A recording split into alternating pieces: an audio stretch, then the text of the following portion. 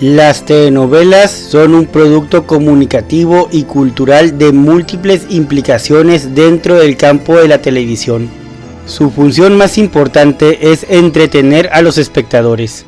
Con estas palabras de la escritora Fernanda Villeli se puede describir perfectamente las funciones de las telenovelas. La gente de un pueblo como el nuestro, con las crisis que pasamos, busca escapes, historias que le den alguna esperanza. El éxito de una telenovela lo determina el momento en el que llega al público, el único que decide si gusta o no. La historia abordada no tiene que ser necesariamente fantasiosa o realista, con un argumento melodramático. De aquí viene que también se les conozca con el mote de melodrama televisivo. En el caso de México es sintomático que no haya mucha información sobre el nacimiento del género, dado que este producto televisivo tiene un lugar muy importante en la televisión mexicana, no solo a nivel nacional, sino también en forma internacional, debido a que México ocupaba el segundo lugar en exportación de telenovelas en las últimas 4 décadas del siglo pasado, y ocupa el primer lugar desde el comienzo del nuevo siglo.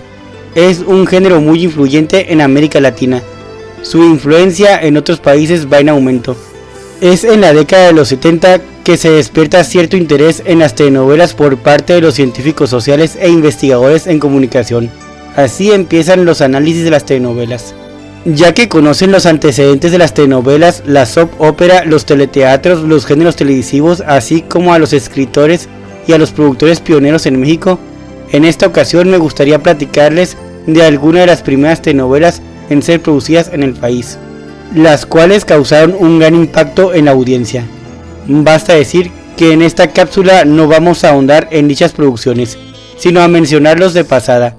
En futuras cápsulas hablaremos de cada una de estas historias por separado, donde les compartiré varios datos de las mismas.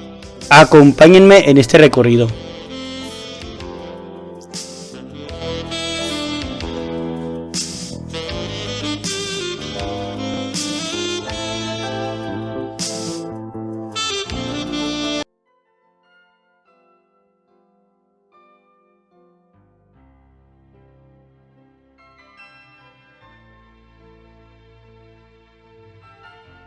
Telenovelas de impacto.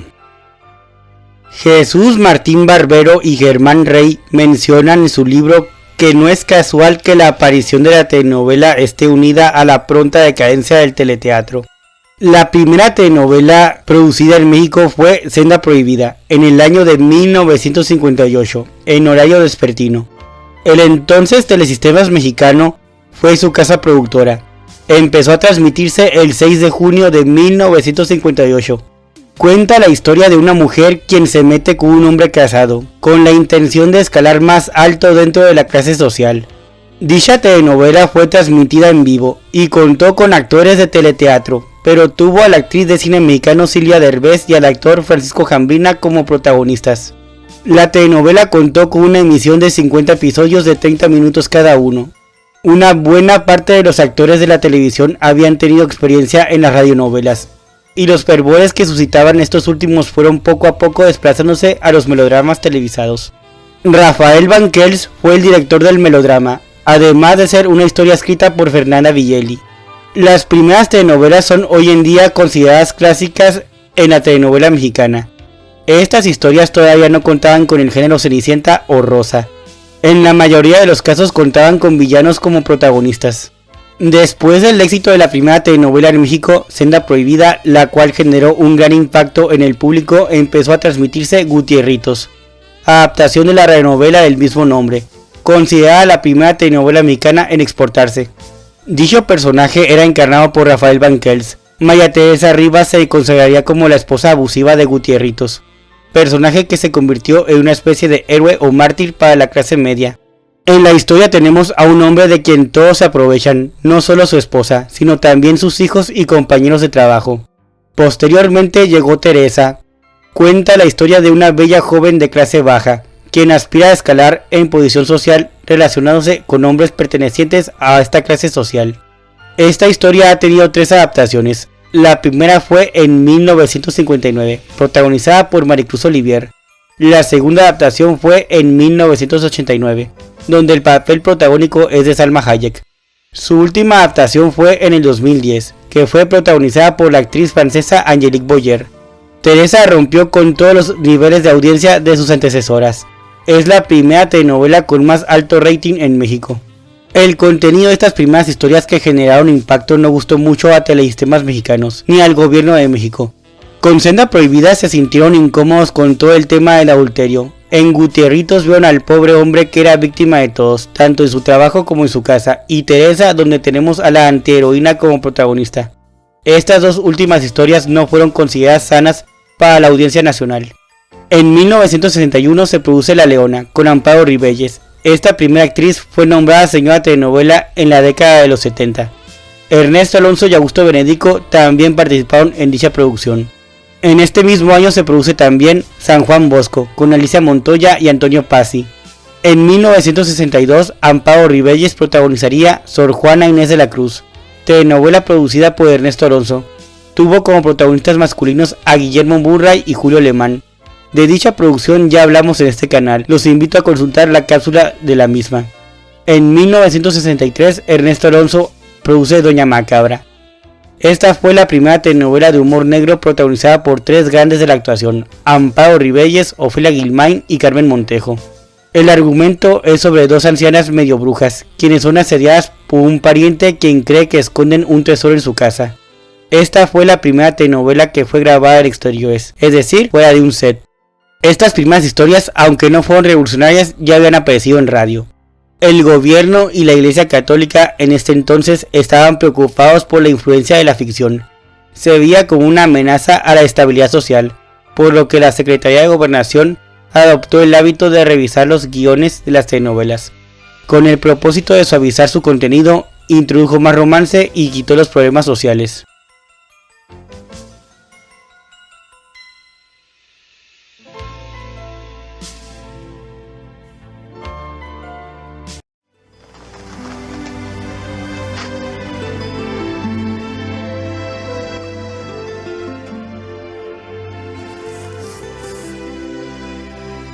En conclusión, la llegada de la telenovela fue distinta en varios países de América, pero han marcado un antes y un después en la vida de la televisión de cada uno de estos, así como en la vida de los televidentes a donde han llegado mediante la exportación, ya que es la principal vía de escape de los espectadores por excelencia. Mediante estos melodramas pueden olvidar momentáneamente los problemas de la vida cotidiana. Desde su nacimiento como radionovela y fotonovela hasta su llegada a la televisión como teleteatro y ya después como telenovela, en cada uno de los países que las producen lo hacen de manera distinta. En algunos casos son los escritores quienes deciden si se les hacen cambios a las historias mientras se producen. En México el productor es quien tiene la última palabra en su producción y por lo tanto él decide si la historia se alarga o si hay algún cambio en la trama. Por medio de la exportación, este producto se ha dado a conocer en otras partes del mundo. En México fue gracias a dos productores, Ernesto Alonso y Valentín Pimstein, quienes empezaron a producir las historias de las escritoras de radionovelas y fotonovelas, adaptándolas para la televisión o inclusive historias ya conocidas en otros países readaptándolas para México. El título de El Señor Telenovela, con el que Raúl Velasco bautizó a Ernesto Alonso, según Claudia Fernández y Andrew Pashman, este título en realidad pertenece a Valentín Pimstein, ya que en palabras de ambos autores fue él quien produjo más melodramas exitosos que Alonso. En realidad ambos productores estuvieron peleándose ese título con sus producciones. No todos sus trabajos televisivos fueron en el mismo género, ellos inclusive trabajaron en otros géneros, así como de época y el infantil. Con la telenovela mexicana, los demás países adoptaron la idea de que México es un país de ensueño, en especial con las historias de género rosa o Cenicienta.